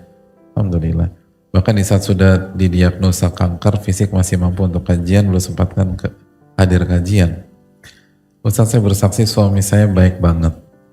Semasa sehatnya puasa Senin Kamis, menjaga sholat, selalu memudahkan segala urusan istri dan anak, mudah memaafkan, sangat berjuang untuk kami, bahkan sampai beliau didiagnosa kanker stadium 3, beliau masih memaksakan bekerja karena memikirkan nafkah untuk kami. Saya bersyukur memilih almarhum menjadi imam meskipun beliau bukan orang kaya, harta sangat sedikit, tapi Masya Allah akhlak kepada kami bikin saya nggak mau menikah lagi karena takut nggak bisa dapat sebaik beliau. Pertanyaannya, apakah saya berdosa jika memilih untuk tidak menikah? Usia saya saat ini 31 tahun, terlalu dini untuk menjadi janda. Hehehe. Tuh. Kenapa pakai ini kita udah larut dalam ceritanya ya. Tuhan, saya keceplosan lagi bacanya. Allah Ustaz.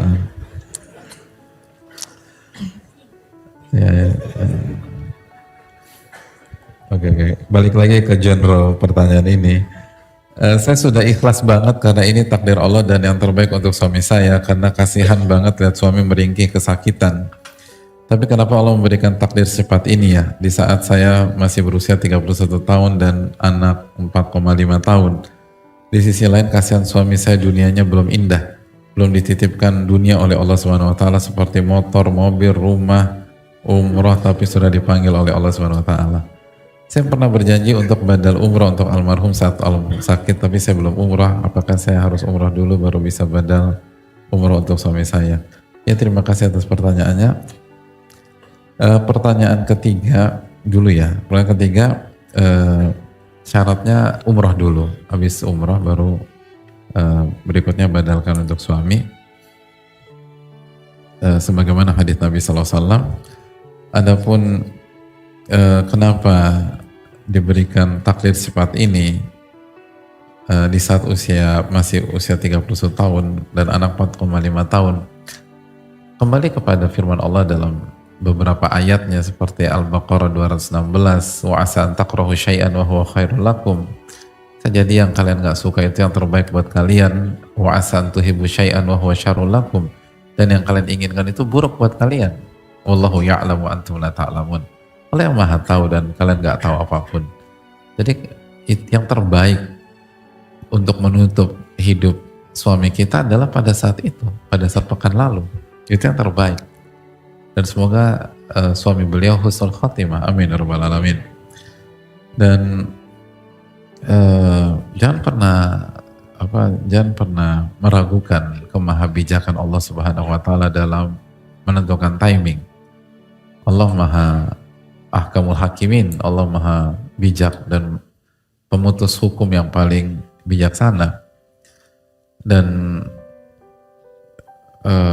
kita nggak ngerti, kita nggak tahu, kita yang sok tahu, bahkan udah nggak tahu sok tahu lagi. Jadi sabar dan sabar. Dan pasti kita akan atau pasti Allah akan memberikan yang terbaik buat kita. Adapun apakah saya berdosa jika memilih untuk tidak menikah lagi? Yang pertama baca doa dulu gitu loh. Sebagaimana Ummu Salamah membaca doa wa khlufni khairan minhu, dan Ummu Salamah mengatakan saya baca doa itu di kondisi saya nggak tahu ada sosok yang lebih baik menjadi suami saya dibanding Abu Salamah. Bagi saya Abu Salamah udah perfect. Tapi saya baca doa tersebut karena itu diajarkan Nabi SAW. Dan ketika saya baca doa tersebut, ternyata beliau menikah lagi dan menikah dengan sosok yang lebih baik daripada Abu Salamah, yaitu Rasulullah SAW. Walaupun itu tidak bisa dipukul rata, digeneralisir. Karena sekali lagi, nggak kan ya Ummu Salamah dapat Rasulullah SAW, tapi nggak semua wanita di zaman itu ketika suaminya wafat kan dapat Nabi SAW, kan demikian. Dan sebaliknya sebagian istri itu di zaman para sahabat radhiyallahu ta'ala itu memilih untuk nggak menikah lagi, seperti istrinya Abu Darda, sampai saking sayangnya sama suami beliau Abu Darda, beliau mengatakan, kalau di dunia kamu yang melamar saya, di akhirat nanti saya nggak akan melamar kamu. Gitu. Abu Darda bilang gitu. Di dunia kan kamu ngelamar saya, di akhirat nanti aku yang lamar kamu. Lalu kata beliau, kalau demikian jangan menikah lagi. Dan beliau komit, beliau nggak menikah lagi. Bahkan padahal dilamar sama nama besar pada saat itu, beliau nggak mau. Karena memang nggak mudah memang, apalagi dapat sosok suami yang luar biasa, susah, benar-benar susah. Sebagaimana dapat wanita soleh, susah cari penggantinya. Apalagi dapat suami yang menurut penanya luar biasa, nggak mudah. Intinya, walau ta'ala misal, dua opsi itu dipraktekkan wanita-wanita terbaik. Dipraktekkan wanita-wanita terbaik, maka dua-duanya adalah opsi. Mana yang terbaik, walau ta'ala nggak tahu. Itu misteri udah. Allah yang maha tahu. Maka banyak munajat kepada Allah Subhanahu wa taala. Banyak bertakarub kepada Allah Subhanahu wa taala. Memang nggak mudah menjalani hidup di usia 31 tahun sampai ke depan. Tapi kan pertama kita nggak tahu ajal. Kita nggak tahu ajal. Terus yang kedua, di kehidupan dua opsi itu contohnya tuh banyak gitu loh. Ada yang nggak nikah lagi sampai ia tua dan dia bisa jalanin itu dan bahagia-bahagia aja karena dia punya cita-cita akan kembali bersama suaminya di surga. Dan ada yang menikah lagi dan bahagia juga. Sebaliknya juga ada yang menikah nggak bahagia. Ada kasus dia nikah lagi ternyata dan dia dapat suami yang sangat baik, karena nasabu kadari kalau hasibu ya. Saya bisa bilang itu karena saya kenal sama suaminya dan itu yang kita tahu. Dan yang bilang baik bukan hanya saya aja. Habis itu meninggal dalam usia yang cukup muda, lalu istrinya menikah lagi ternyata berbeda sekali dengan suaminya. Walaupun di awal digadang-gadang dari sebagian pihak itu seperti suaminya, ternyata enggak. Dan akhirnya bercerai dengan suaminya yang kedua itu. Subhanallah. Dan yang jadi masalah kan kalau bagi wanita, kan ada hadis bahwa wanita akan dikumpulkan di surga dengan suami terakhirnya, itu masalahnya. Walaupun ada pembicaraan lagi ya, apa yang dimaksud dengan makna dari hadis tersebut. Tapi banyak perlu mengatakan ya suami terakhir. Artinya berkaitan dengan pasangan main aman gitu. Jadi enggak, karena banyak ulama mengatakan itu suami terakhir.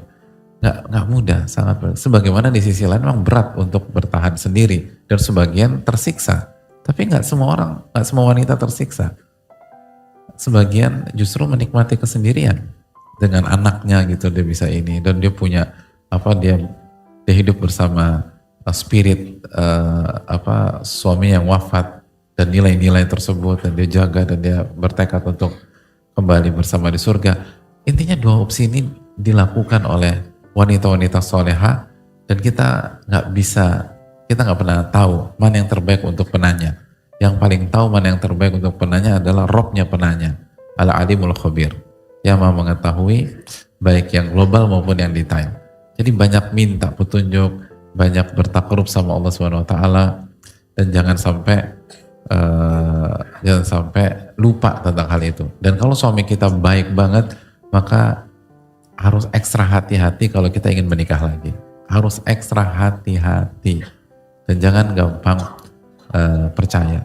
Karena kalau salah bisa jadi kita kehilangan kesempatan bersama beliau di surga. Itu poin.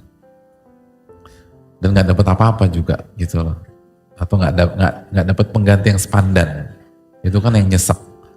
Jadi misterius. Dan ini di posisi inilah tauhid seorang itu diuji gitu loh. Karena udah nggak ada, mau nanya siapa, mau pakar pernikahan apa yang bisa memastikan? Gak ada yang bisa memastikan. Yang tahu hanya alimul ghaib, Allah Subhanahu Wa Taala. Jadi banyak takarub, banyak minta kepada Allah, dan di waktu yang sama tanamkan bang diri ini lemah gitu. Diri ini lemah sekali, dan kayak gini aja kita nggak ngerti mana yang terbaik buat kita. Tapi dengan kita takarub dan mendekat kepada Allah, insya Allah Allah akan memberikan taufiknya kepada kita. Wallahu ta'ala alam bisawab. Itu poin. Wallahu ta'ala alam.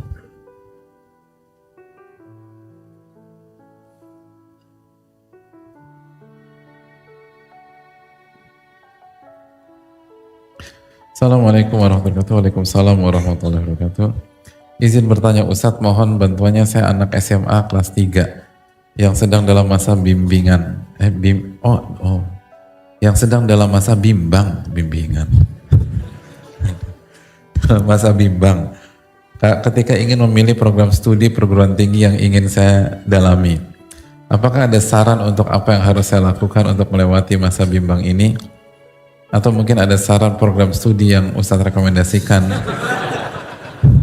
untuk pemuda di zaman ini yang mungkin bisa saya pertimbangkan kembali. Terima kasih. Semoga Allah SWT selalu merahmati para ulama kita, Imam Nawawi, Ustadz beserta keluarga dan kaum muslimin. Amin ya rabbal alamin. Mal mas'ulu anha bi alama minas sa'il, kata malaikat Jibril, yang ditanya nggak lebih tahu daripada yang bertanya. Tapi gini loh, kan saya nggak ngerti siapa beliau, terus apa kelebihannya. Saya belum, ilmu saya itu belum sampai situ, dan nggak akan sampai sana karena saya nggak tahu hal yang gaib. Tapi intinya gini, mungkin beberapa patokan aja. Yang pertama, lagi-lagi istikharah, minta petunjuk sama Allah Subhanahu Wa Taala. Karena terlalu gray zone, terlalu abu-abu, terlalu misteri. Jangankan kita yang bimbang, yang pada saat SMA nggak bimbang aja bisa jadi ambil kuliah apa, habis kuliah kerja di bidang apa, banyak kasus gak nyambung sama sekali. Jadi itu banyaknya minta ampun. Dan orang-orang sukses yang nggak kuliah juga banyak, orang-orang sukses yang kuliah lalu putus di tengah jalan juga banyak, sangat banyak. Jadi contoh tuh banyaknya minta ampun, dan setiap orang nggak bisa mengklaim bahwa jalan hidupnya lebih baik, nggak bisa. Jadi ini butuh istikharah dan butuh petunjuk dari Allah Subhanahu wa taala. Tanya sama Allah, minta sama Allah Subhanahu wa taala, taqarrub sama Allah Subhanahu wa taala. Itu Allah yang Maha tahu. Allah yang Maha tahu. Lalu yang kedua, banyak di antara kita, banyak kita itu menitik beratkan pada passion, pada muyul kalau bahasa Arab keinginan atau kesukaan dan seterusnya.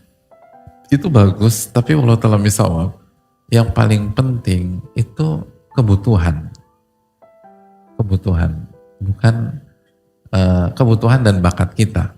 Karena sekali lagi passion tuh bisa berubah-ubah.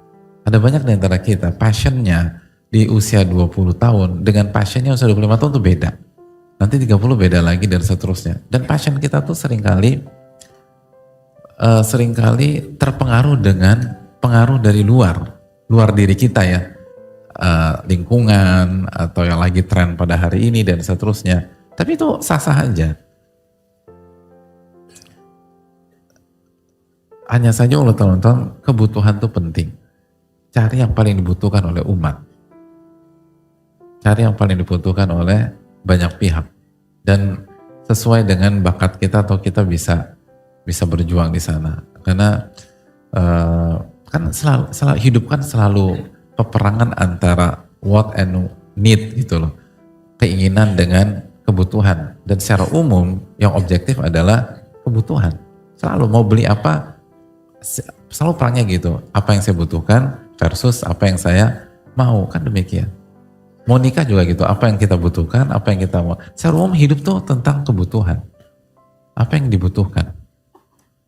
Apa yang dibutuhkan lalu sesuai dengan, kalau yang dibutuhkan sesuai dengan passion kita, lalu keinginan, alhamdulillah. Kalau enggak, kalau saya pribadi ya dengan segala kebodohan saya, kebutuhan, dan Allah itu bisa membuat kita tuh dari yang nggak suka jadi suka.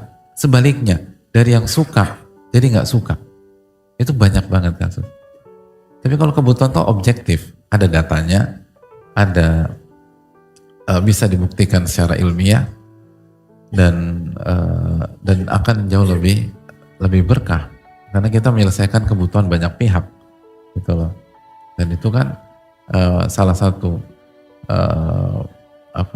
satu karakter Rasulullah Sallallahu Alaihi Wasallam. Makanya kan kata Nabi SAW, la'an amshi ma'akhi fi hajatin ahabbu ilayya min an a'takifa fi hadzal masjid syahra, dalam hadis Tabrani rahimahullah. Aku keluar bersama saudaraku untuk menyelesaikan kebutuhannya, itu lebih aku sukai daripada iktikaf di masjid ini selama 1 bulan. Lebih aku pilih daripada iktikaf di masjid ini selama 1 bulan. Masjid apa? Masjid ini nih, Nurul Iman. Masjid Nabawi dong. Kan ini bukan sabdanya Nuzul Dzikri. Ini sabda Rasulullah SAW. Jadi Masjid Nabawi, Nurul Iman. Ini ketahuan belum makan udah ngantuk. Jadi nggak konsen. Masjid Nabawi. Jadi aku menyelesaikan kebutuhan saudaraku itu lebih besar pahalanya dibanding iktikaf 1 bulan di Masjid Nabawi alaihi salatu wassalam. Jadi memenuhi kebutuhan itu penting. Sangat, dan berkah gitu. Dan Allah akan penuhi kebutuhan kita. Jadi cari apa bidang yang paling dibutuhkan. Bidang yang paling dibutuhkan. Itu hal yang sangat penting dan dibutuhkan bukan saat ini, di beberapa tahun kemudian. Karena dunia, kita berhadapan dengan dunia yang sangat cepat berubah, hadirin sekalian, sangat cepat gitu. Dan nggak pernah ada di masa-masa lalu kecepatan secepat ini, nggak pernah ada. Panjang lah kalau kita bicara, tapi intinya kita berada di masa di mana kecepatan itu luar biasa. Jadi kemampuan kita membaca ke depan dan apa yang dibutuhkan itu sangat menentukan besar atau kecilnya keberkahan kita dan pahala kita di sisi Allah Subhanahu wa taala. Jadi baca kebutuhan. Karena itu hal yang penting, nanti Allah akan berkahi dan seterusnya. Makanya kenapa tauhid menjadi inti agama para nabi dan rasul? Karena itu yang paling dibutuhkan oleh manusia. Gak ada hal yang paling dibutuhkan oleh manusia kecuali tauhid. Itulah kenapa seluruh para nabi dan rasul dakwanya adalah dakwah tauhid, dakwah iman, tentang akidah. Karena itu yang paling dibutuhkan udah. Selalu bicara tentang kebutuhan. Tapi harus tajam diagnosanya. Harus tajam dengan diagnosanya. Tapi itu tadi. Kenapa ulama menekankan setelah tauhid secara umum ilmu? Karena ilmu lebih dibutuhkan. Makanya Imam Ahmad mengatakan kebutuhan manusia terhadap ilmu lebih besar daripada kebutuhan terhadap makan dan minum. Karena makan dan minum hanya butuh sekali, 2, 3 kali. Tapi ilmu, setiap detik Anda butuh ilmu. Itu kenapa ilmu itu lebih tinggi daripada harta dan makan dan minum, kata para ulama, seperti dijelaskan oleh Imam Ahmad, Ibnu Qayyim, rahimahullahu ta'ala. Jadi lihat mindsetnya para ulama adalah, mari kita bicara kebutuhan. Bicara kebutuhan. Nah, poin berikutnya, terakhir, membaca apa kebutuhan ke depan itu susah. Membaca apa kebutuhan ke depan itu susah. Gak gampang. Butuh taufik dari Allah. Jadi saran saya pertama banyak doa sama Allah SWT. Yang kedua bertanya kepada pakarnya atau orang yang berpengalaman atau sosok-sosok yang bisa mengarahkan kita secara tajam setelah tahu siapa kita. Karena butuh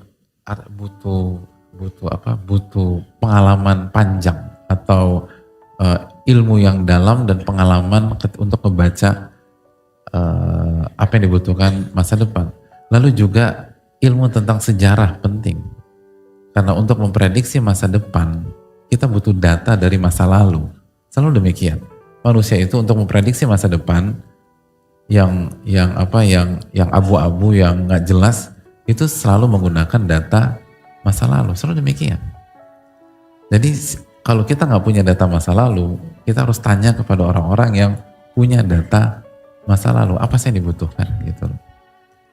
Jadi itu yang dilakukan, baru buat keputusan. Dan bisa jadi kita salah, nggak masalah. Itu tadi yang penting salah positif gitu loh. Salah jangan mundur, maju terus, maju terus, maju terus. Dan banyak orang salah di awal. Ada banyak orang salah ngambil jurusan, salah ngambil, tapi mereka nggak berkecil hati. Mereka nggak frustasi, apalagi nyalain Allah. Mereka husnudzon kepada Allah, baik sangka kepada Allah SWT. Lalu nanti Allah akan kasih petunjuk untuk langkah yang terbaik. Saya rasa cukup sampai di sini. Jazakallahu khairan. Subhanaka wa la ilaha illa anta astaghfiruka wa atubu ilaik. Assalamualaikum warahmatullahi wabarakatuh. Syukur.